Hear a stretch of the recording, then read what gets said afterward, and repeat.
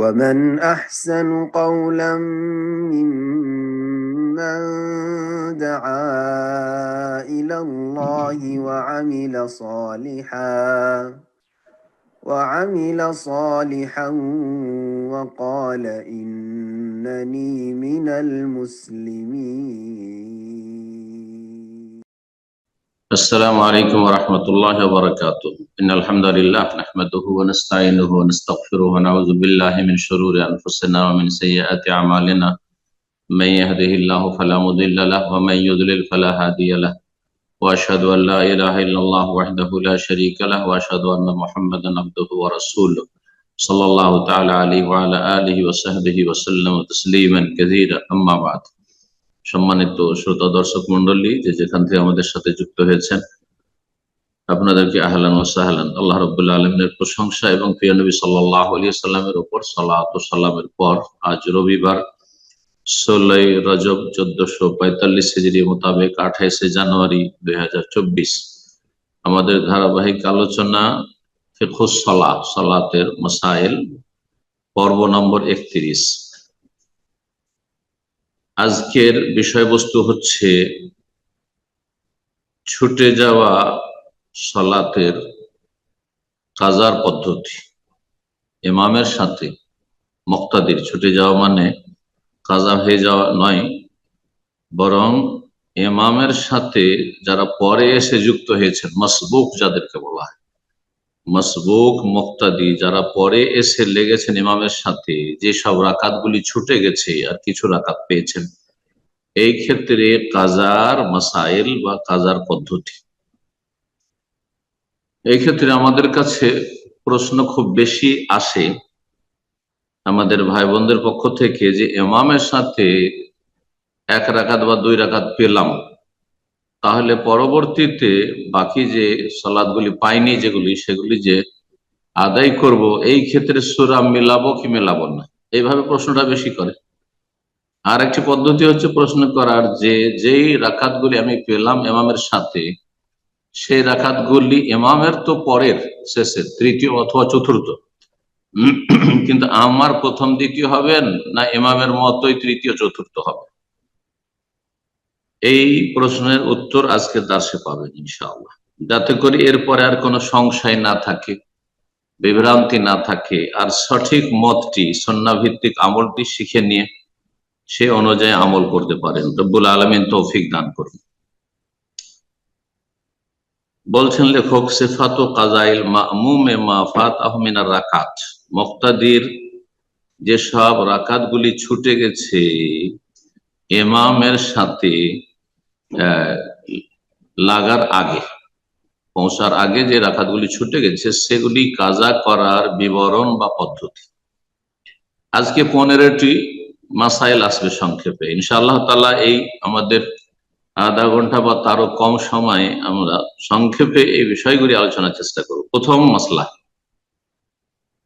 মান আদরাকা মাল ইমামে রাকাতা মিনাজ যুহরি আবিল আসরি আবিল ইশা, কোন ব্যক্তি যদি ইমামের সাথে যোহর, আসর কিংবা এশার 1 রাকাত পেল, যোহর, আসর, এশায় 4 রাকাত সালাত ফরজ, তাতে 1 রাকাত পেল, 3 রাকাত পেল না, তাহলে করণীয় ওয়াজাবা আলাইহি বাদা সালামেল ইমাম, ইমাম যখন সালাম ফিরে দেবে তখন এই মাসবুক ব্যক্তি, একে মাসবুক বলা হয়, অর্থাৎ পিছিয়ে যাওয়া ব্যক্তি, ইমাম থেকে পিছিয়ে যাওয়া ব্যক্তি। সাবেক মানে অগ্রগামী, এগিয়ে যাওয়া ব্যক্তি, আর মাসবুক মানে পিছিয়ে যাওয়া ব্যক্তি, যার থেকে ইমাম এগিয়ে গেছে। আরবি শব্দ। ইমামের সালাম ফেরার পরে এই মাসবুক ব্যক্তি যে পিছিয়ে গেছে তার জন্য আবশ্যক হচ্ছে কাজা ও সালাসে রাকাত, 3 রাকাত কাজা করা, 3 রাকাত পরে আদায় করতে হবে, কাজা করতে হবে। এই ক্ষেত্রে 1 রাকাত পেয়েছেন, এখন আপনি এটাকে এমনি রেখে দিয়ে আপনি প্রথম থেকে প্রথম দ্বিতীয় শুরু করবেন না, এরকমটা করবেন না। যদি এমনটা হয় যে এটাকে আপনি জমা রেখে দিলেন যে 1 রাকাত ইমামের সাথে, তারপরে আপনি যেন নতুন করে প্রথম রাকাত থেকে শুরু করছেন, তাহলে আর 1 রাকাত সালাম ফেরার পরে তারপর আর রাকাত, তারপরে তাশাহুদ হবে, কিন্তু এটি আমল সুন্নাহ বিপরীত।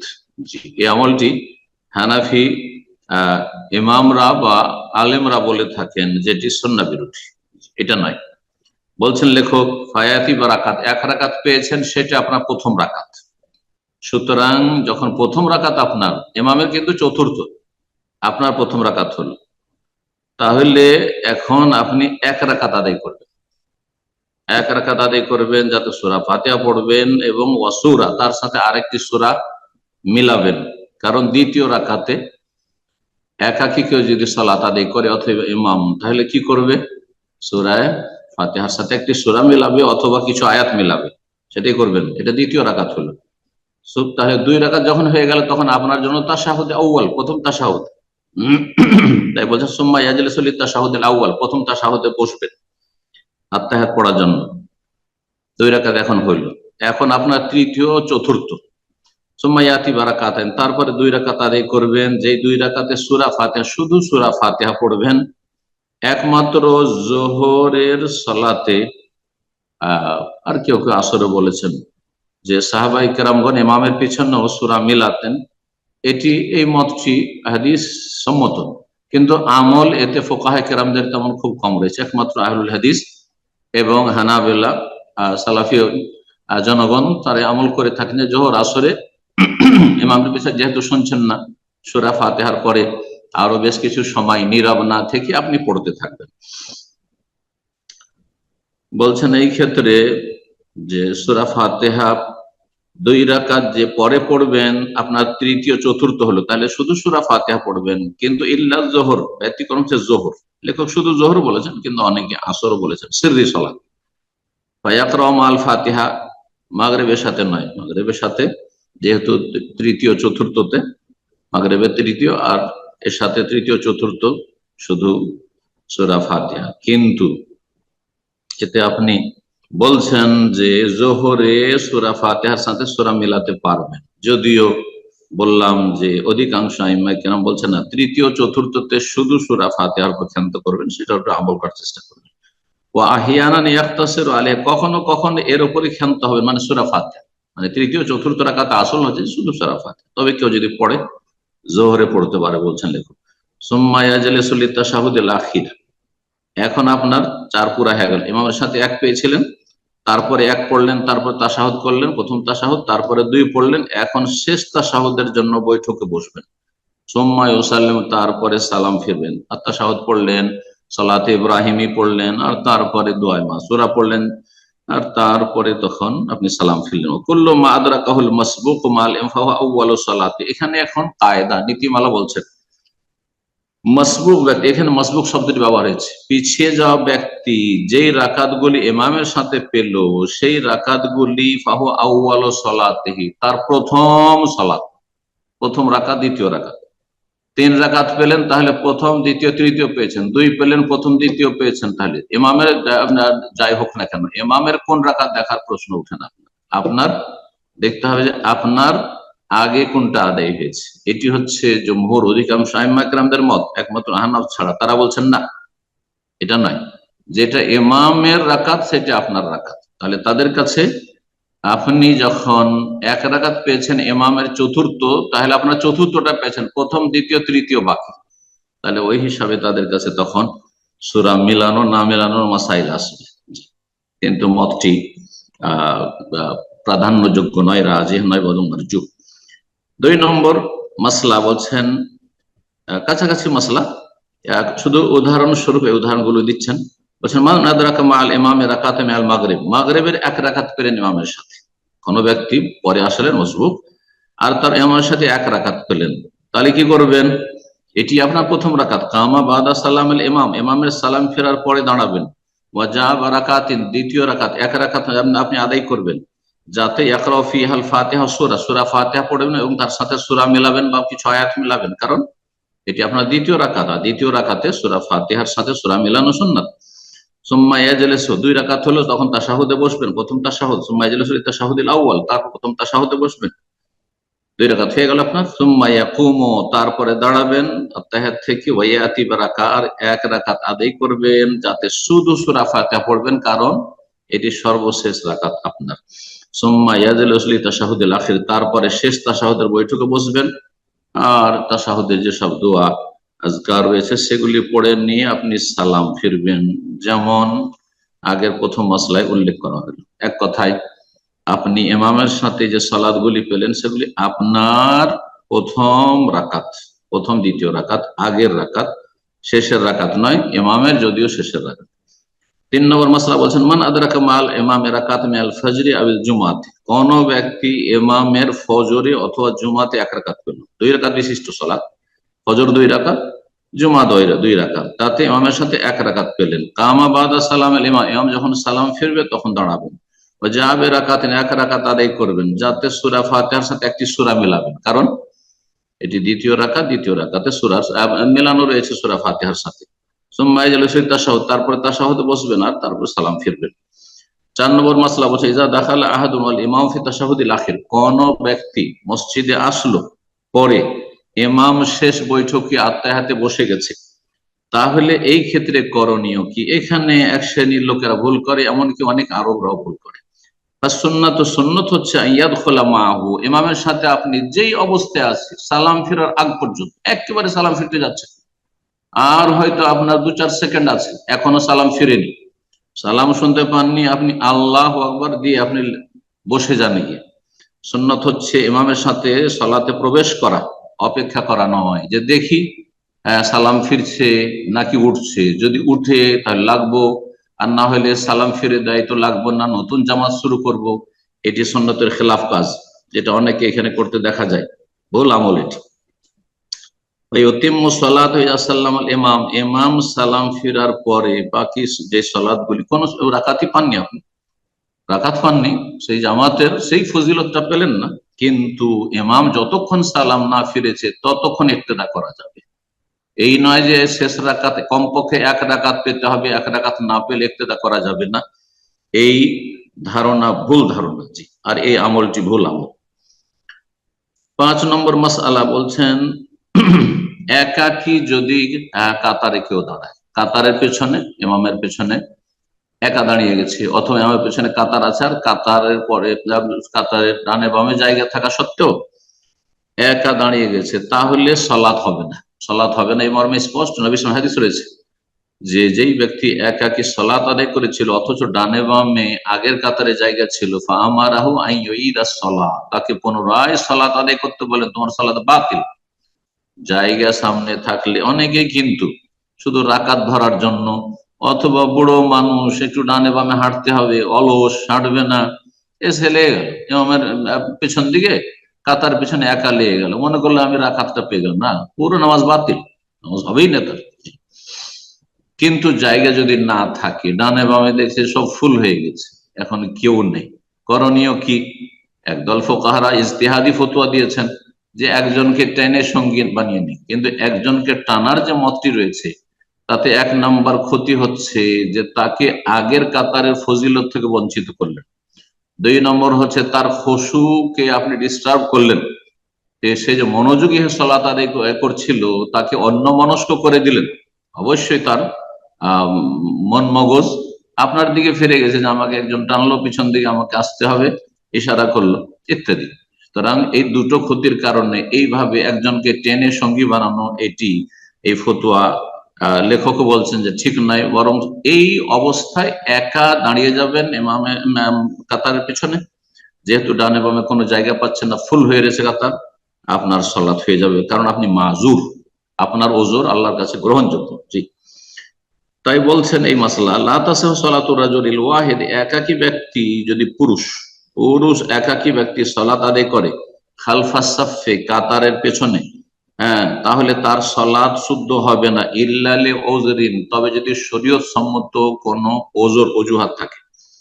কেমন অজুহাত? কামাল্লাম ইয়াজিদ মাকানান ফিস সাফে, কাতারে কোনো জায়গা নেই, ডানে বামে ফুল হয়ে গেছে, ফায়ুসাল্লি খালফাস সাফে, তাহলে কাতারের পেছনে একাই লেগে যাবে। এই নয় যে একজনের অপেক্ষা করি, কেউ যদি আসে আমার সঙ্গী হবে তারপরে আমি তাকবীরে তাহরিমা দেব, এটাও সুন্নতের খেলাফ। একজনকে সামনে থেকে টেনে সঙ্গী বানিয়ে নি, এটিও সুন্নতের খেলাফ, এই ফতোয়া ঠিক নয়। ওয়ালা ইয়াজজিবু আহাদান মিম্মান ফিস সাফে, কাতারে যারা আছে তাদের কোনো একজনকে টেনে সঙ্গী বানাবে না, লেখক বলছে টেনে সঙ্গী বানানো এটি ইজতিহাদি ফতোয়া, ঠিক নয়। ওয়া সালাতুল মারআতিল ওয়াহিদা খালফাস সাফে সাহিহা, তবে মহিলা যদি হয়, মসজিদে মহিলাও সালাত আদায় করছে, নবী সাল্লাল্লাহু আলাইহি ওয়াসাল্লাম মহিলারা পিছনে সালাত আদায় করতো, মহিলা সালাত আদায় করছে, তো মহিলা তো ডানে বামে কাতারে, পুরুষদের কাতারে জায়গা থাকলে লাগতে পারবে না, জায়েজ নয়।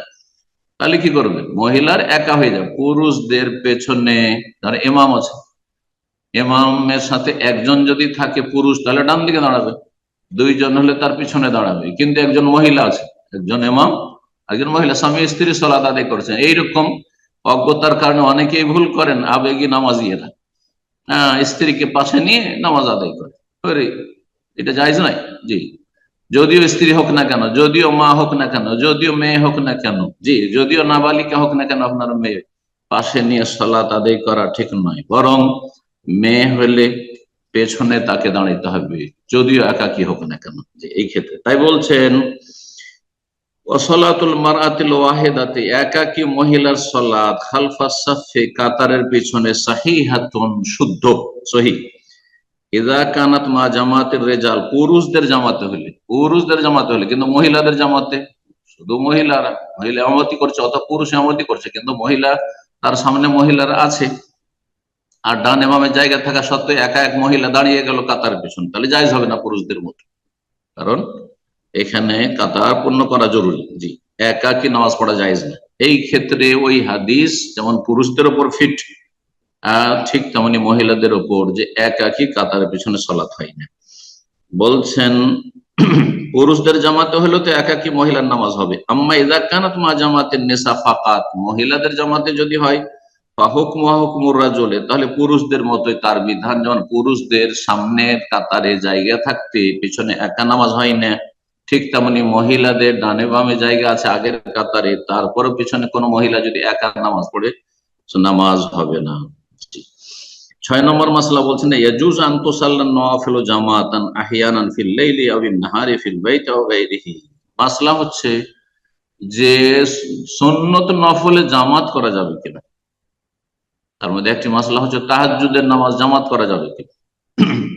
সালাতুল দুহা, চাস্তের সালাত আদায় করেছেন, স্বামী স্ত্রী দুজনে একসাথে উজু করে প্রস্তুত হয়েছেন, জামাত করে আদায় করতে পারবেন কিনা। মাঝে মধ্যে কখনো নফল নামাজ পড়ছেন, আর হয়তো বাপ বেটা আছেন অথবা কেউ আছেন, বা যে কেউ হোক না, সাথীর সঙ্গে আছেন, জামাত করা যায় কিনা।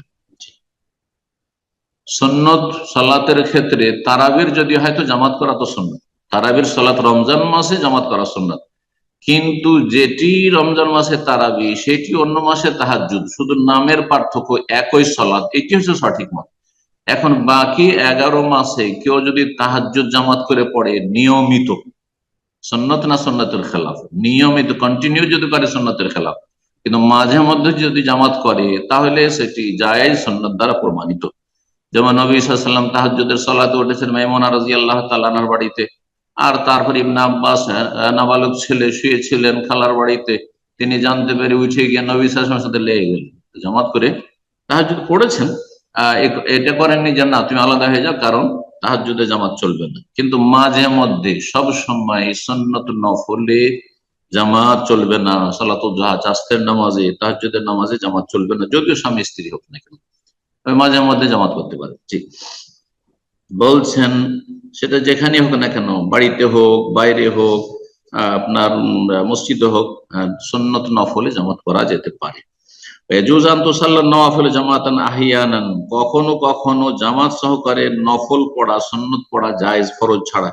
আসল হচ্ছে জামাত হচ্ছে ফরজ সালাতের জন্য, আর সুন্নতের মধ্যে ঈদুল আজহা, ঈদুল ফিতর, এগুলি জামাত, ইস্তিসকার সালাত ইত্যাদি এগুলো যে রয়েছে, তারপরে সূর্য চন্দ্র গ্রহণের সালাত, এগুলো হাদিস দ্বারা প্রমাণিত। কিন্তু এমনি নফল যেগুলো সাধারণত একাকি পড়া হয়, কেউ যদি জামাত করে মাঝে মধ্যে জায়েজ, ফিল্লাইলে, রাতে, আবিন নাহারে, দিনে, ফিলবাইতে, বাড়িতে হোক, আও গায়রি, দোকানপাটে হোক, মাঠে ঘাটে হোক, অথবা মসজিদে হোক, জায়েজ রয়েছে। নবী সাল্লাল্লাহু আলাইহি সাল্লাম এক অন্ধ সাহাবীর বাড়ি গেলেন, দাওয়াত দিলেন, ইয়া রাসূলুল্লাহ, আমি তো আসতে পারি না, আমার বাড়ি থেকে মসজিদ আসতে একটু নালা পড়ে, যেখানে পানি টানি হয়ে যায়, আর বর্ষা বৃষ্টি হলে কষ্ট হয়, তারপরে আমি চোখে দেখি না, তো আমার বাড়িতে একটা জায়গা আমি নির্ধারিত করতাম, আর আপনি যদি আসতেন সেই জায়গাটিতে সালাত আদায় করে দিতেন, উদ্বোধন হয়ে যেত, এটা আমার জন্য বরকতের কারণ হতো। এইরকম বরকত নবী সাল্লাল্লাহু আলাইহি ওয়াসাল্লাম থেকে ঠিক আছে প্রমাণিত নেওয়া, কিন্তু অন্য কোনো ব্যক্তি সম্পর্কে আলেম আসেন,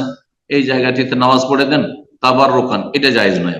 এটি হচ্ছে সালাফি উলামাদের ফতোয়া। পক্ষান্তরে বিদআতীদের কাছে যে কোনো লোকের থেকে তাবাররুক হাসিল করা নবী সাল্লাল্লাহু আলাইহি ওয়াসাল্লামের মতো, তাহলে তারা নবী সাল্লাল্লাহু আলাইহি ওয়াসাল্লামের বেশি শ্রদ্ধা করেন না, অথচ ভুল বোঝায় মানুষকে যে যারা আহলুল হাদিস বা সালাফি তারা নবীর গোস্তাখি করে, নবীর বেয়াদবি করে, অথচ তাদের মধ্যে দেখা যায় তাদের চাইতে বেশি আমরা নবী সাল্লাল্লাহু আলাইহি সাল্লামের আদব, এহতেরাম, সম্মান, মর্যাদা বেশি দিয়ে থাকি। জি, যতটা আল্লাহ দিয়েছেন, কিন্তু সে তাতে অতিরঞ্জন বাড়াবাড়ি করে নবীর কাছে চাওয়া, তখন শিরক কুফরি হয়ে যাবে।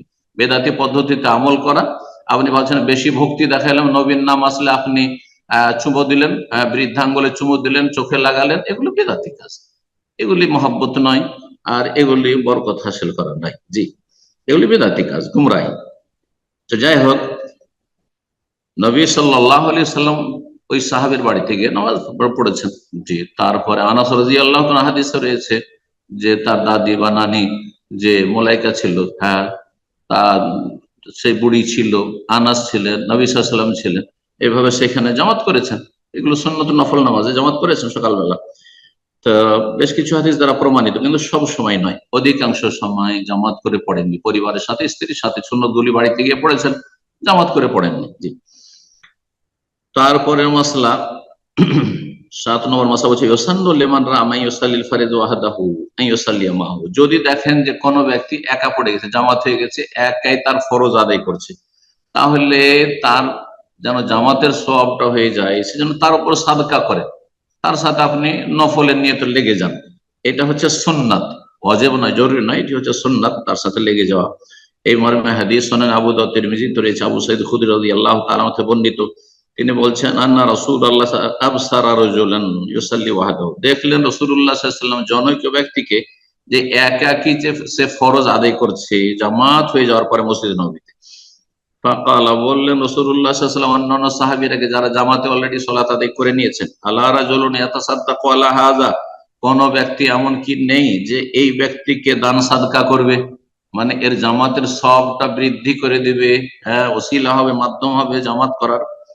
ইউসাল্লিয়া মাহু, তার সাথে সালাত আদায় করবে, এমন কোন লোক কি তোমাদের মধ্যে আছে? নেই।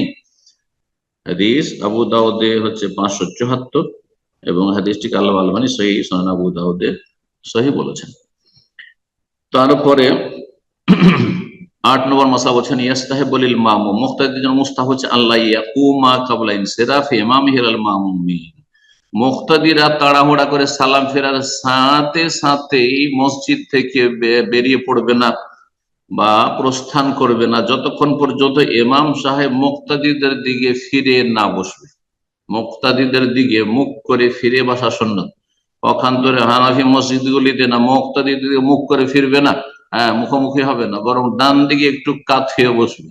আর তাতে বেরেলভিদের শিরকি আকীদা যে যাতে করে মোনাজাত, বেদাতি মোনাজাত ধরবে, ওই মোনাজাতের কিবলা যাতে করে, হ্যাঁ, বড় পীর আব্দুল কাদের জিলানীর মাজার বাগদাদ শরীফ হয়। তাদের কাছে সালাতের কিবলা হচ্ছে কাবা, আর মোনাজাতের কিবলা হচ্ছে বাগদাদ শরীফ। আল্লাহ এসব অনিষ্ট থেকে, শিরক থেকে আল্লাহ হেফাজত করেন এবং মুসলিম জাতিকে বুঝার তৌফিক দান করেন, হেদায়েত দান করেন। 9 নম্বর মাসলা বলছেন ইয়াসাহু ইক্তিদাউল মা'মুম বিল ইমাম ফিল মসজিদে ওয়া ইন লাম ইয়ারাহু, মসজিদে গেলেন, দেখছেন যে মসজিদে গিয়ে ইমামকে দেখতে পাচ্ছেন না, সালাত আদায় করছেন কিন্তু ইমাম নজরে আসছে না, এমনকি ইমামের পিছনে যেসব মুসাল্লিরা আছে ওরাকেও দেখতে পাচ্ছেন না। বারান্দায় সালাত আদায় করছেন, সামনে আপনার দেয়ালের আড় রয়েছে, ডানে বামে মসজিদের পাশে যেসব রুমগুলি রয়েছে সেগুলিতে সালাত আদায় করছেন, আওয়াজ শুনতে পাচ্ছেন, কিন্তু তকবীর শুনতে পাচ্ছেন যাতে করে ফলো করতে পারেন। তকবীর না শুনলে কি করে ফলো করবেন? লোকজনকে দেখতেও পাচ্ছেন না আর তকবীরও শুনতে পাচ্ছেন না, তাহলে তো চলবে না। দেখতে যদি না পান, ইমামকেও দেখতে পাচ্ছেন না, ইমামের পিছনে যারা লেগে আছে মুক্তাদি তাদেরকেও দেখতে পাচ্ছেন না, তারপরও ইমামের ইক্তেদা করতে পারবেন মসজিদে। এজা সামিয়া তকবীর, শর্ত হচ্ছে দুটি, এক হচ্ছে তকবীর শুনতে যেন পান, আর একটা হচ্ছে কাতার যাতে মিলিত থাকে, কাতার যাতে মিলিত থাকে। এখানে গুরুত্বপূর্ণ একটি মাসলা বলবো, মসজিদে হারামে অথবা মসজিদে নববী যে জামাত হচ্ছে, এখানে এই জামাতের ইক্তেদা করতে গিয়ে অনেকে আপন আপন হোটেল থেকে অনেকে রাস্তাঘাট থেকে মাঝখানে বিশাল গ্যাপ পড়ে আছে, শুধু তকবীর গুলি শুনতে পাচ্ছে, সেই জন্য এসব পরোয়াই করেন না, কাতার মিলালো না, অথচ তাও সে মিলাতে পারবে। জামাত পাক আর না পাক, যদি জামাত ধরতে হয় আর যদি পড়তে হয় জামাতের সব হাসিল করতে হয়, তো একটু আগে বেরিয়ে আসেন। হোটেল বিচ্ছিন্ন হয়ে রয়েছে, মাঝখানে গ্যাপ রয়েছে, ইমামকে দেখতে পাচ্ছে না আর অন্যান্য মুক্তাদিরকে দেখতে পাচ্ছেন না, নিজের নিজের হোটেলের সামনে এসে ফুটপাতে মশাল্লা বিছিয়ে বসে আছে। এসব দৃশ্যগুলি যারা হজ উমরা আসছেন, বিশেষ করে রমজান নিয়ে হজের মৌসুমে দেখতে পাচ্ছেন, এমনি সময়ও দেখতে পাচ্ছেন। এমনকি 1 কিলোমিটার 1.5 কিলোমিটার দূরে ওই মেসফালা, হ্যাঁ, আর কোথায় কোথায় দূরে সেসব হোটেলের ভিতরে শুধু আওয়াজটা শুনছে, কাবার আওয়াজ, মসজিদে নবীর আওয়াজ শুনছে, অথবা কাবার বাইতুল্লাহর আওয়াজ শুনছে, শুধু তাকবীর শুনছে, আর মাঝখানে গ্যাপ রয়েছে, ইক্তেদা করছে, মুসল্লিদেরকে দেখতেও পাচ্ছে না। এটি ঠিক নয়, ভুল আমল। এভাবে ইক্তেদা জায়েজ নয়। তাহলে ইক্তেদা কখন জায়েজ হবে? সবচেয়ে ভালো হচ্ছে যে ইমামকে দেখতে পাচ্ছেন, অথবা ইমামের পিছনে যে মুক্তাদিরা লেগে আছে তাদেরকে দেখতে পাচ্ছেন। সেটা যদি না হয় তাহলে কি করতে হবে? তকবীর শুনতে হবে। শুধু তকবীর শোনা যথেষ্ট নয়, তার সাথে কাতার মিলিত থাকতে হবে। তকবীর শুনতে পাচ্ছেন, কাতার মিলিত নেই, তাহলে ইক্তেদা জায়েজ হবে না। তবে কাতার যদি মিলিত থাকে, কাতার মিলে আছে, তকবীর শুনতে পাচ্ছেন না, অনেক সময় মাইক ব্যবহার হয় না, আমাদের দেশে মাইক ব্যবহার হয় না, 4-5 কাতার পেছন থেকে তকবীর টকবীর কিছু শোনা যায় না, কিন্তু আপনি দেখছেন যে কাতার মিলিত হয়, সামনের কাতারের লোককে দেখছেন, তারা সামনের কাতারকে ফলো করছে, তারা তার সামনের কাতারকে ফলো করছে। এইভাবে তাদের অনুকরণ করে যদি সালাত আদায় করেন, কাতার মিলিত থাকে, আওয়াজ না শুনতে পেলে ইক্তেদা জায়েজ হতে পারে। 10 নম্বর মাসলা বলছেন সুন্নাহ। সুন্নাত হচ্ছে আইয়ান সারিফাল ইমাম ইলাল মামুমিন বাদা সালাম ফেরার পরে ইমাম সাহেব মুক্তাদির দিকে ঘুরে বসবে। ইনশাআল্লাহ মাহুন ইসান, কিন্তু মহিলারা যদি থাকে পেছনে, অনেক সময় মসজিদে কোনো পর্দা দেওয়া নাই, পেছন দিকে মসজিদ, যেমন নবী সাল্লাল্লাহু আলাইহি ওয়াসাল্লামের আমলে এরকমটাই ছিল। তখনকার যুগে মানুষের অন্তর পরিষ্কার ছিল, তখনকার যুগে এরকম ব্যবস্থাপনা করা জটিল ছিল। এইরকম অনেক সময় হতে পারে যে আপনি সালাত আদায় করছেন, পিছনে মহিলারা এসে লেগে গেছে, জায়েজ রয়েছে যদি ফিতনার আশঙ্কা না থাকে। পেছন দিকে থাকতে হবে মহিলাদের কাতার।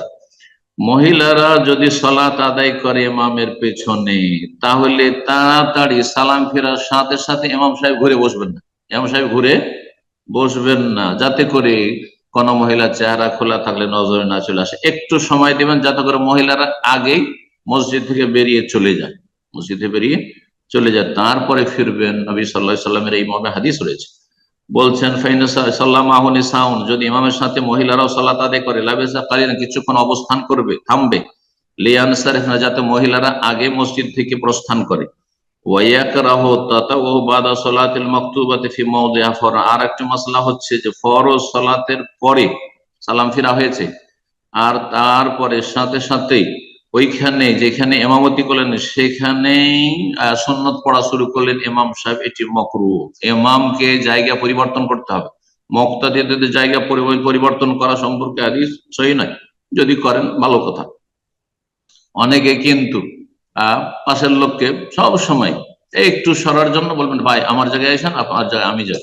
এটা মুক্তাদির ক্ষেত্রে এমন সুন্নত নয়, করলে জায়েজ। কিন্তু ইমাম সাহেবকে ইমামতি যে জায়গায় করলেন মেহরাবে, সেখানে সুন্নত পড়া এটি মাকরুহ। কেন? বাইরে থেকে লোক আসলে ভুল বুঝবে।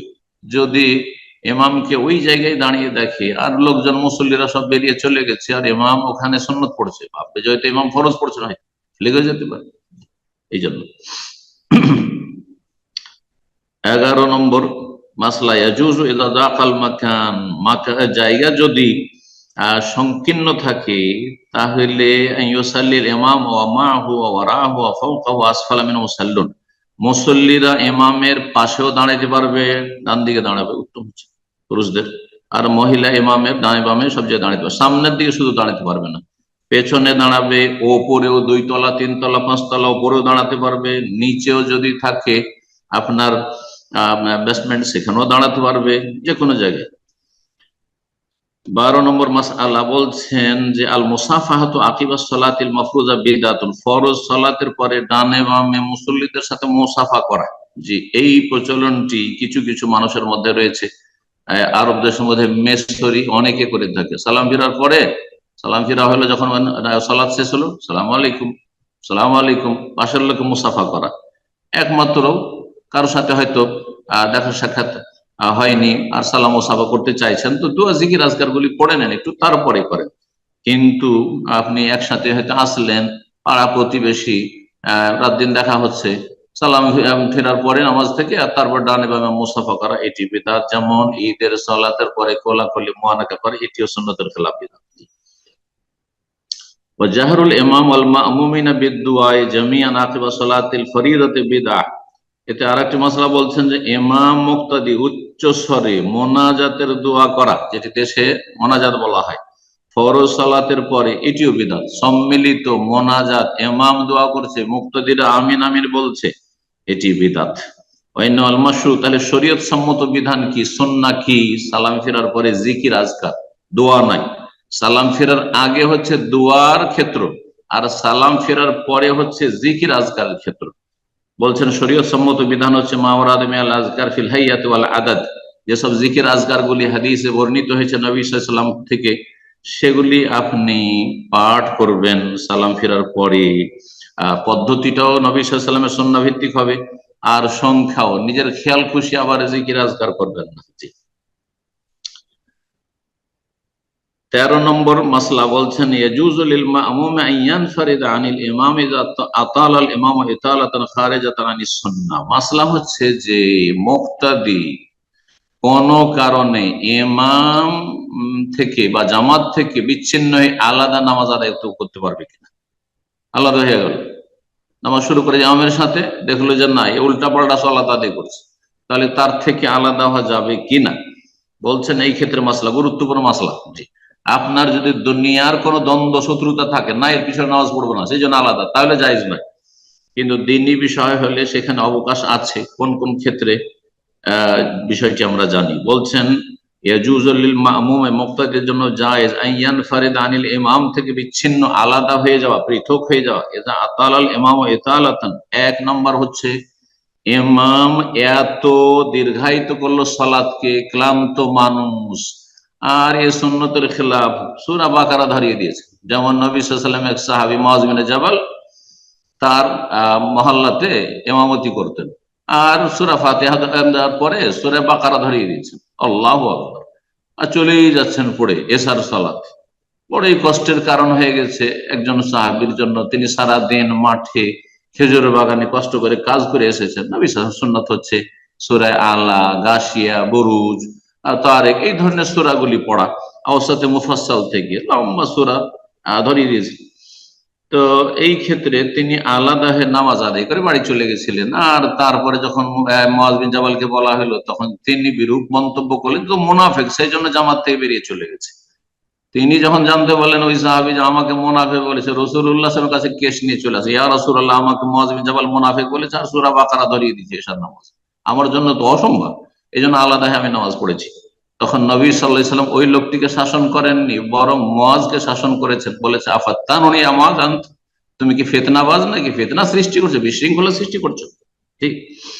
তো বলছেন যে যদি ইমাম এত লম্বা করে নামাজ খারিজাতান আনিস সুন্নতের খেলাফ, তাহলে বেরিয়ে যেতে পারে। কিন্তু জুমার দিনে ধরেন ফজরের সালাতে সূরা সাজদা আর সূরা দাহার পড়ছে, আর কারো মনোপুত হয় না, 3 আয়াত 5 আয়াত দিয়ে ফজর পড়ে বদ অভ্যাস, সুন্নতের খেলাফ, সেই জন্য বেরিয়ে চলে যায়, তো জায়েজ নয়, হারাম বেরিয়ে যাওয়া, ইক্তেদা করা ফরজ। অথবা দেখছেন যে ইমাম এত দ্রুত বেগে, একবারে এক্সপ্রেস ট্রেন, মাশাআল্লাহ, এই যে দেশীয় 20 রাকাত ওয়ালা তারাবি, 20 রাকাত তারাবি 20 মিনিটের মধ্যে শেষ, 20 মিনিটে শেষ। জি, এই বুড়ো ইমামের সাথেও চলা মুশকিল। আমার ছাত্র জীবনে যখন 13 বছর 12 বছর বয়স, তখন একজন, আমার খালার বাড়ি হানাফি মহল্লায়, ওরা হানাফি বংশের ছিল খালা, তো সে বংশে গিয়েছিল। তো যাই হোক, সেখানে এক বুড়ো 60-70 বছরের বুড়ো ইমাম, তার পিছনে আমি 12-13 বছরের ছেলে, তার সাথে, কারণ এইসব নামাজ পড়ে আমার কোনো জীবনে অভ্যাস নেই তারাবি। হ্যাঁ, এত দ্রুত, সুবহানাল্লাহ, ওর রুকুতে যেতে বসে আমি আল্লাহ শেষ, সেজদায় চলে গেছে, সেজদায় যেতে ও দ্বিতীয় সেজদায় চলে গেছে। এইরকম নামাজ মোটেই হবে না। এমন যদি তাড়াহুড়া করে সালাত আদায় করে, তাহলে সেই নামাজ আপনি ছেড়ে দিয়ে আলাদা আপনি খুশুর সাথে ফরজ ওয়াজিব গুলি আদায় করে সালাত আদায় করবেন, না হলে নামাজ আপনার হবে না, যেমন তাদের নামাজ হয় না। তৃতীয় অবস্থা, তারা আলাল মামুম ওজরুন, মুক্তাদির কোনো অসুবিধা হয়ে গেছে, মুক্তাদি আর ইমামের সাথে চলতে পারছে না, কোনো অসুবিধা হয়েছে, যেমন মেন এহতেবাসে বলে প্রচন্ড পেশাবের বেগ হয়ে গেছে, আর রিহীন অথবা পেটে এত বেশি গ্যাস হয়ে গেছে আর বরদাস্ত করতে পারছেন না, হ্যাঁ, অথবা হাওয়া খারিজ হয়ে গেছে, অথবা উপক্রম হয়েছে, অশান্তি, খুশু নষ্ট হয়ে যাচ্ছে ইত্যাদি, আপনার পায়খানার বেগ হয়েছে, তাহলে সলাত ছেড়ে দেন, আর তারপরে আপনি আপনার কাজ পুরো করে আসেন, বা যে অসুবিধা আছে এই জন্য আপনি জামাত ছেড়ে দিতে পারেন, একাকী সলাত আদায় করেন আপনি। তারপরে মাসলা 14 নম্বর মাসলা বলছেন, ইয়াজহারুল ইমামু ফি আদাই তাকবীর ওয়া তাসমি ওয়া তাসলিম ওয়া তামিন ফি সলাতে, ইমাম সাহেবের দায়িত্ব হচ্ছে সে জেহরি নামাজ হোক রাতের অথবা দিনের সিররি সালাত হোক, তেলাওয়াত হোক, তাকবীর উচ্চ স্বরে পড়বেন, সামি আল্লাহু লিমান হামিদা উচ্চ স্বরে, রব্বানা ওয়া লাকাল হামদ তাসলিম, সালাম ফিরবেন জোরে, আমিন বলবেন জোরে রাতের, দিনের আমিন জোরে নয়, কিন্তু তাতে লম্বা টান দেবেন না, আমাদের দেশীয় তরিকায় যে তাকবীর আল্লাহু আকবার, লম্বা টান দেবেন, হ্যাঁ লম্বা টান, রাবার তমতিদ বলা হয়, মাত্তাদ বলা হয় রাবার কি, আপনি আওয়াজকে এমন টান দিচ্ছেন আপনি, আমাদের দেশে কিন্তু যারা তজবিদ বুঝে না তাদের টানটা ওই রকম, যখন সূরা ফাতিহা তেলাওয়াত করে যেখানে টান দেওয়ার কোনো অবকাশ নাই, দিল রাবারের মতো টান, আর যেখানে টান দিতে হবে সেখানে হয়তো টান দিল না, ওয়ালা দল্লিন সেখানে দল্লিন করে দিল, আর ওয়ালাম ইয়াকুল্লাহু কুফুয়ান আহাদ, আর সেখানে ওয়ালাকুল্লাহু কুফুয়ান আহাদ করে দিল, না এভাবে হবে না, গোনা হবে। জি, তো এমন সুরে টান দেওয়া, লম্বা সুরে টেনে টুনে তেলাওয়াত করা, যেটাকে বলা হচ্ছে তাকাল্লুফ, সেটা ঠিক নয় তাকবীরের ক্ষেত্রেও, আর সামি আল্লাহু লিমান হামিদা বলার ক্ষেত্রে, সালাম ফিরার ক্ষেত্রে, আমিন বলার ক্ষেত্রে। জি, কিন্তু হালকা টান দিবেন, আমিন আমিন, এটা হচ্ছে সুন্নাত, আমিন নয় শুধু। জি, 15 নম্বর মাসলা বলছেন, কোন ইমাম যদি আল্লাহ ছাড়া অন্যকে ডাকে, ইয়া গৌস, ইয়া খাজা, ইয়া জিলানি, ইয়া শাহজালাল, ইয়া হুসেন, যদি কাউকে ডাকে, আল্লাহ ছাড়া অন্যকে ডাকে, আল্লাহ ছাড়া অন্যের কাছে ফরিয়াদ করে, ইয়া মাদাদ অমুক, অথবা আল্লাহ ছাড়া অন্যের জন্য জবাই করে, ওরসে যায় খাসি মোরগ নিয়ে আর মাজারে জবাই করে, ইন্দাল কুবুর, কবরের পাশে, অথবা অন্য কোনো আস্থানে, কোনো গাছের আস্থানে, কোনো জায়গায় আল্লাহ ছাড়া অন্যের জন্য কোনো কিছু উৎসর্গ করে, আও ইয়াদু আহলাল কুবুর, অথবা কবরবাসীকে ডাকে আহ্বান করে, তার পিছনে সালাত পড়া জায়েজ নয়। তাহলে যারা বড় শিরকি আকীদায় মুসলিম সমাজে রয়েছে, মাজারপন্থী কুফরি আকীদা রয়েছে, ঈমান ভঙ্গকারী আকীদা বিশ্বাস রয়েছে, তাদের পিছনে সালাত পড়া জায়েজ নয়। কেন? লিআন্নাহু কাফিরুন, কারণ সেই ব্যক্তি কাফের, মুশরিক, ওয়া সালাতুহু বাতিলা, তার নিজেরই নামাজ যখন বাতিল, তাহলে মুক্তাদিদের নামাজ কি করে হবে? বাতিল। এখানে আজকের আলোচনা শেষ করছি। আল্লাহ রাব্বুল আলামিন যেন আমাদেরকে সুন্নাহ ভিত্তিক আমলে তৌফিক দান করে, শিরক বিদআত থেকে বাঁচিয়ে রাখেন, উপকারী জ্ঞান দান করেন। যেসব ভাই বোন আমাদের সাথে থাকলেন, বিশেষ করে দর্শে বিভিন্ন জায়গা থেকে, দেশ থেকে, আল্লাহ তাদের দিন দুনিয়ার সার্বিক কল্যাণ দান করেন। আর যারা আমাদের সাথে সার্বিক সহযোগিতা করছে, বিশেষভাবে তাদের জন্য দোয়া করি, আল্লাহ তাদেরকে উত্তম প্রতিদান দান করেন, এবং রব্বুল আলামিন দিন দুনিয়ার সার্বিক কল্যাণ, রহমত, বরকত আমাদের সকলকে দান করেন। اللهم اشف مرضانا مرضى المسلمين، اللهم اشف مرضانا مرضى المسلمين، اللهم اشف مرضانا مرضى المسلمين، وصلى الله وسلم على نبينا محمد وعلى آله وصحبه أجمعين.